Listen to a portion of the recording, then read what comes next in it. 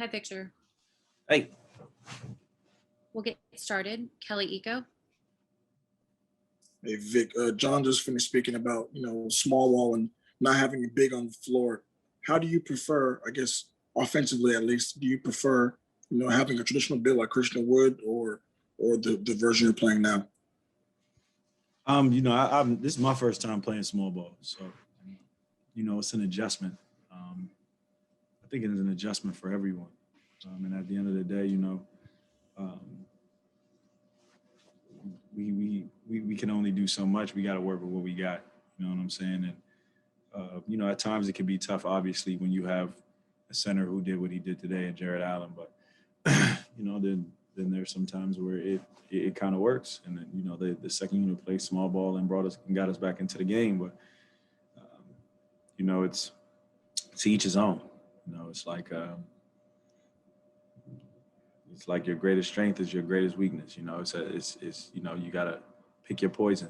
There are times where it can work, and then there are times where it's tough. And most guys in the league right now, most teams in the league don't necessarily play that way. They have a traditional center that rolls and pops and stuff like that. But at the end of the day, this whole year has been an adjustment for me.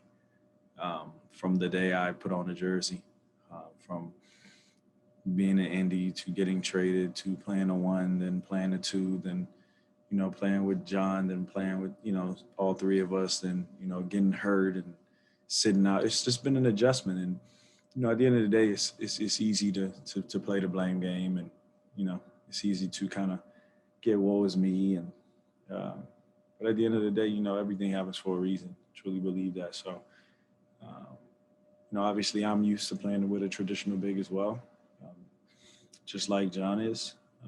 We just got to work with what we got right now, and we got to figure out a way to win. We're not going to wake up and have a center tomorrow or for the next game. So we got to figure out a way to beat Toronto and work with what we got. And at the end of the day, everything's a learning lesson. You got to take the good from the bad, and just got to stay even keel.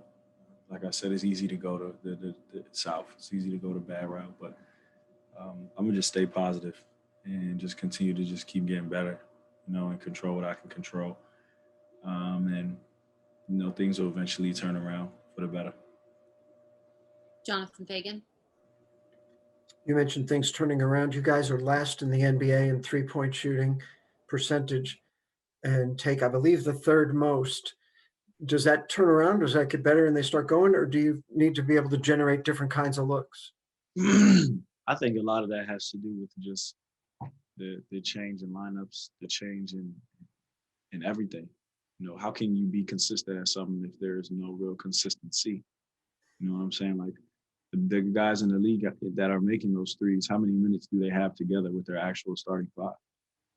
If you can write that down and let me know, I would love to hear that, because I guarantee it's nowhere near what we got. We don't have no minutes together.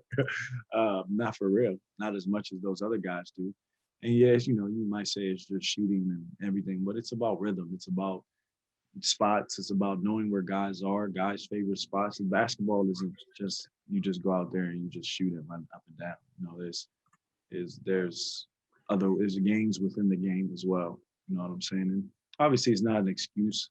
You know what I'm saying? But I'm just being real with you. And I feel like we get great looks. I feel like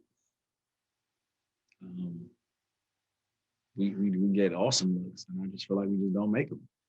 And at the end of the day, we can sit here and try to figure out and then put it under a microscope and try to dissect it bit by bit why are we not making shots, or we can just figure out a way to make shots. And I think with time, as things get more consistent, I believe you'll see more consistency from this team.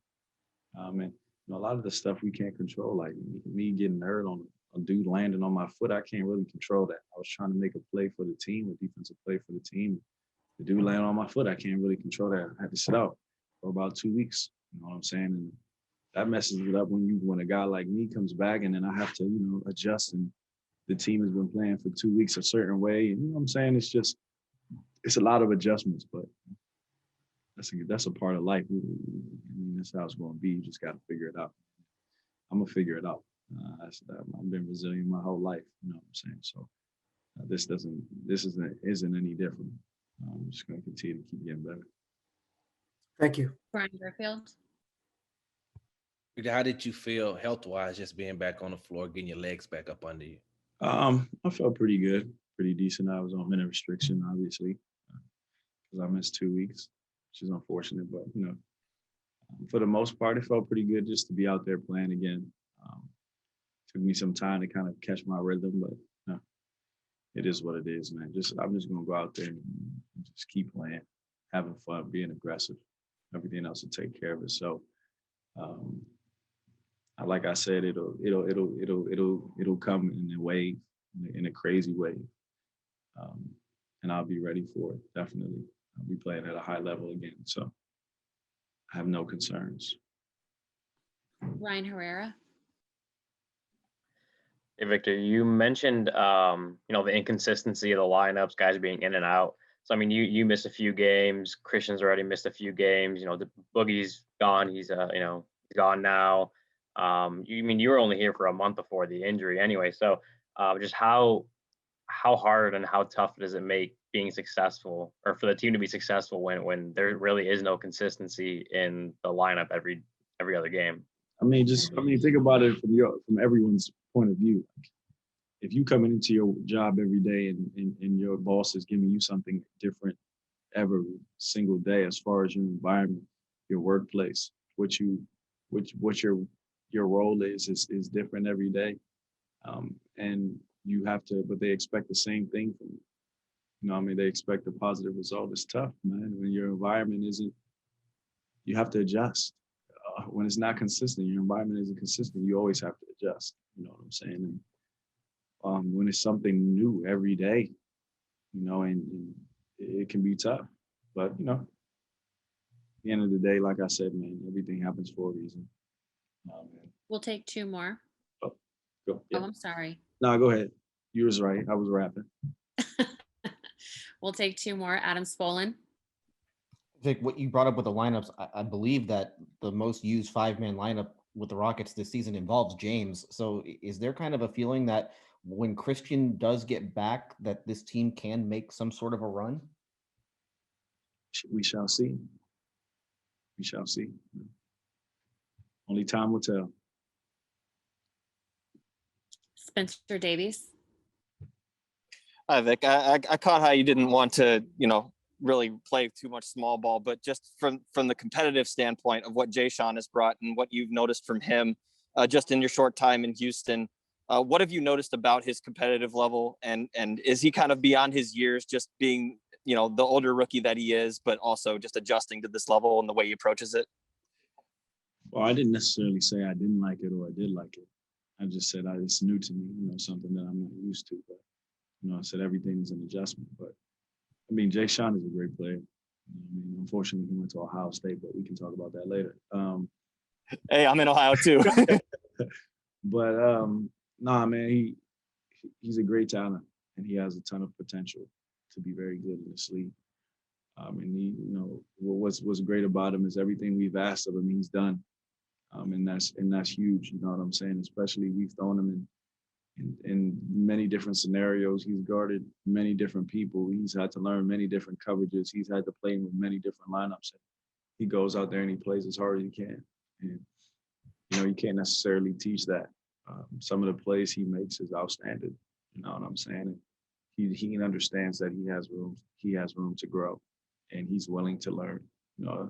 When guys like that are that age and young in the league and are willing to learn from guys who have, paid their dues. You know what I'm saying? That speaks volume about a person, not only as a basketball player, but as a human being. You know what I'm saying? So